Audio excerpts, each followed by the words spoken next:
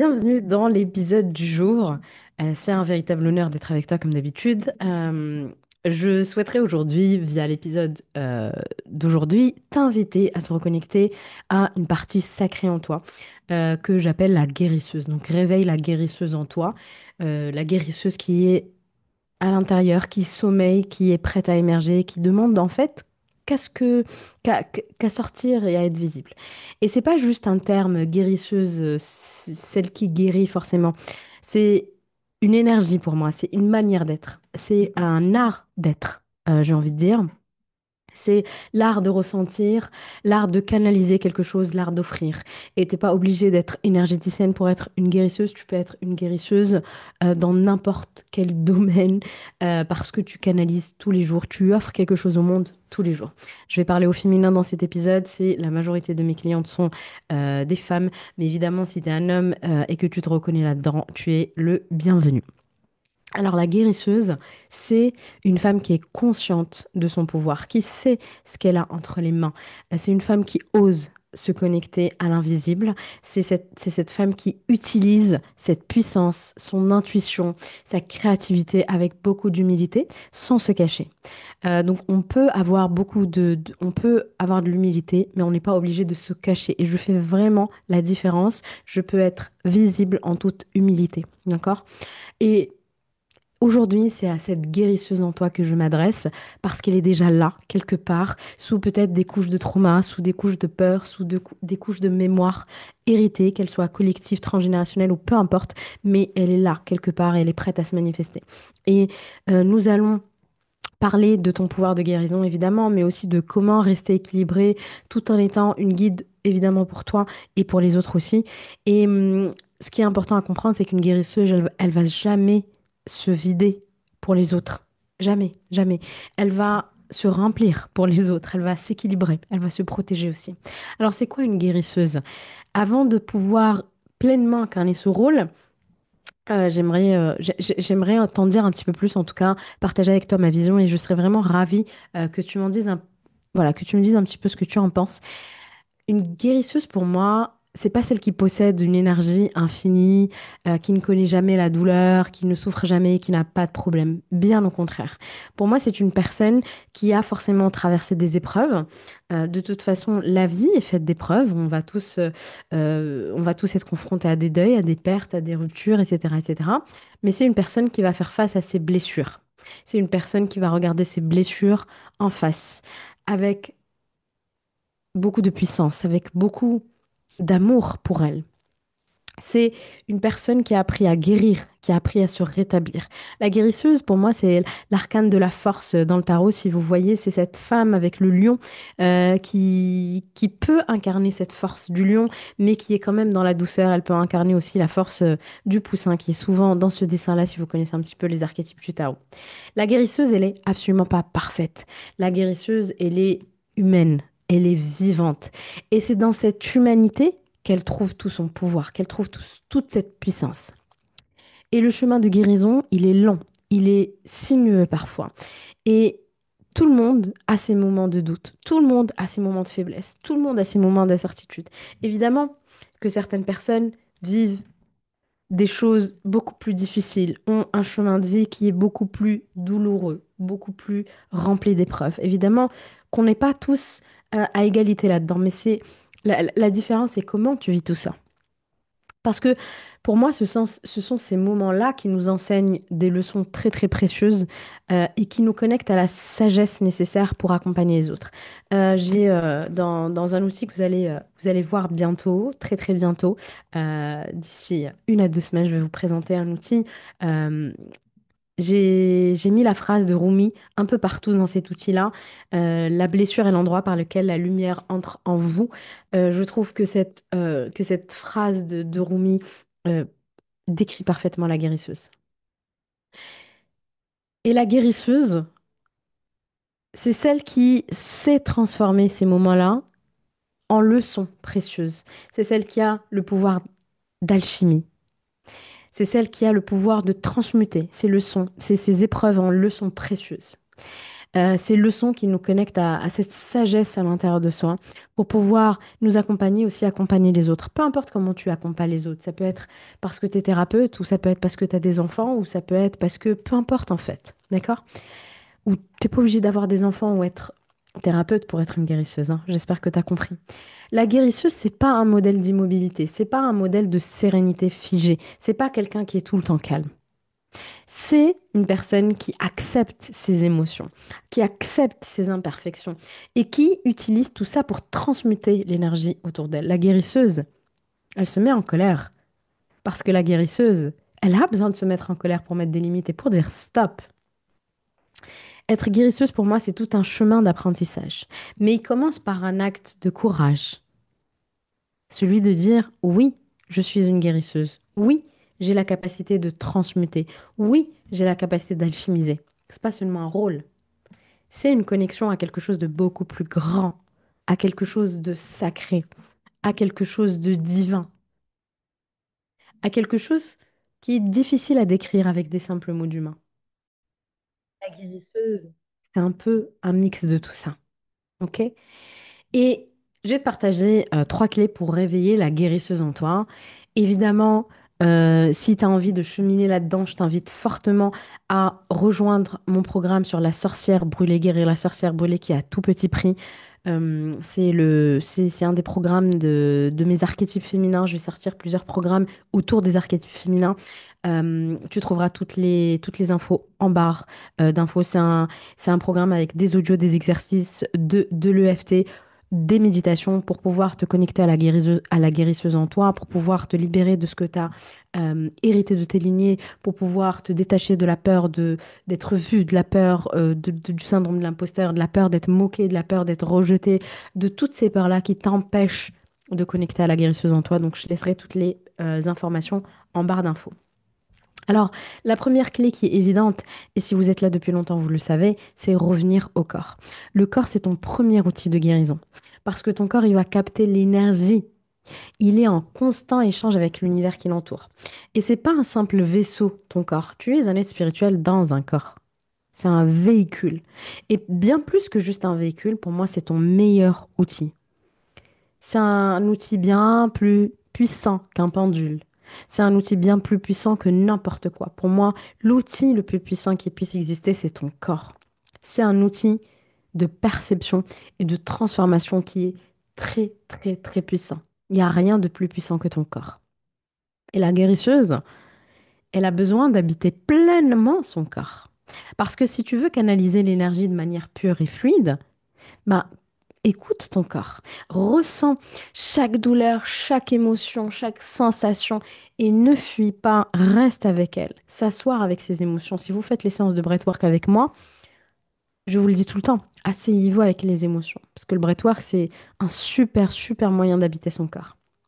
Et ça ne veut pas dire que c'est tout le temps confortable, ça ne veut pas dire qu'il n'y a pas des émotions désagréables, qu'il n'y a pas des choses qui remontent. Bien au contraire, il y a des choses qui viennent. Mais la guérisseuse, elle a la capacité de s'asseoir avec tout ça, avec humilité, avec tellement d'amour. C'est vraiment un art. C'est un art. Et à force de le faire, on maîtrise cet art. Et c'est dans l'écoute attentive que tu pourras trouver la source de ta sagesse.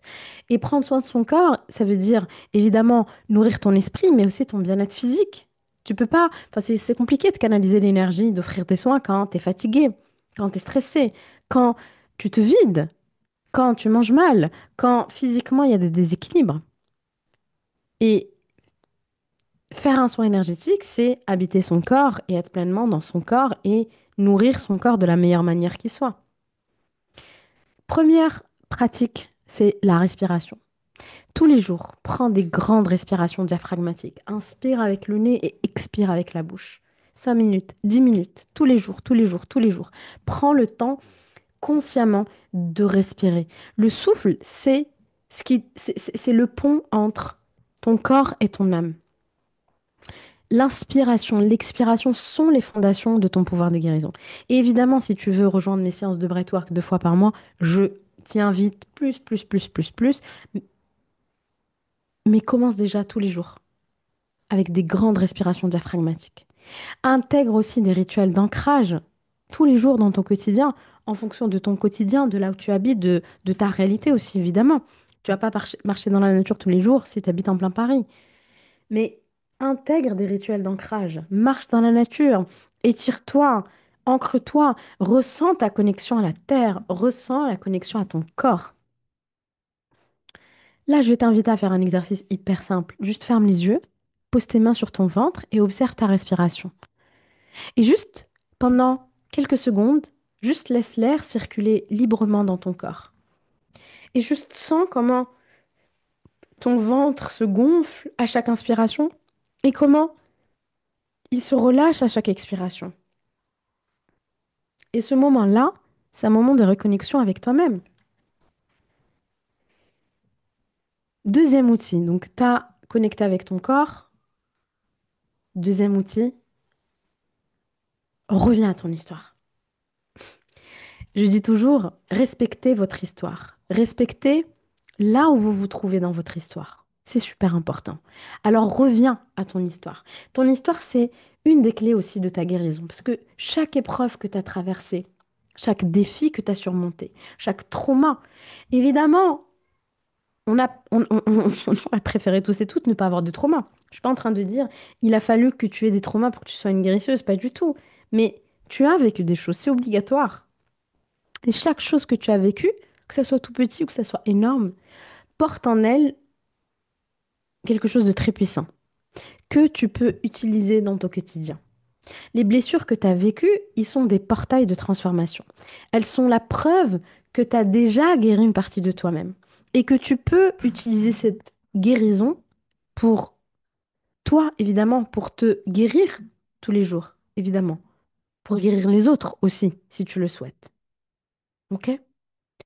Et accepter pleinement son passé et ce que tu as traversé, ça ne veut pas dire juste te déconnecter de ce que tu as vécu, ne pas ressentir ton passé, etc. Pas du tout, mais juste accepter que le passé, c'est le passé, que le présent, c'est le présent, et que dans le présent, tu as un contrôle sur ton présent que tu n'avais peut-être pas dans ton passé. Et accepter ce passé-là, c'est la première étape pour incarner cette guérisseuse. Et bien sûr, on n'efface pas les blessures, mais on les honore, on les intègre, on cherche à comprendre ce qu'elles t'ont appris, ce qu'elles t'ont enseigné. Et tu peux transformer cette énergie en compassion, en compréhension, pour toi, tout d'abord, et ensuite pour les autres qui ont vécu les mêmes épreuves.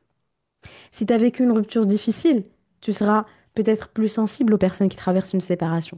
Si tu as vécu des traumas d'enfance, peut-être que tu seras plus à même d'accompagner des personnes qui ont vécu, parce que tu le comprends dans ta chair, ainsi de suite, ainsi de suite. Évidemment, il n'est pas question de prendre la douleur ou d'être dans le sauveur, pas du tout. La guérisseuse, c'est celle qui accepte ses propres cicatrices et qui sait que chaque épreuve est une occasion de se réconcilier avec soi-même et d'offrir son amour à toutes les parties de soi, les parties qu'elle n'aime pas, les parties dont elle a peur, les parties d'enfant, toutes les parties de toi. La guérisseuse, c'est toi avec tes blessures. C'est la somme en fait de tout ça, c'est toutes les parties de toi.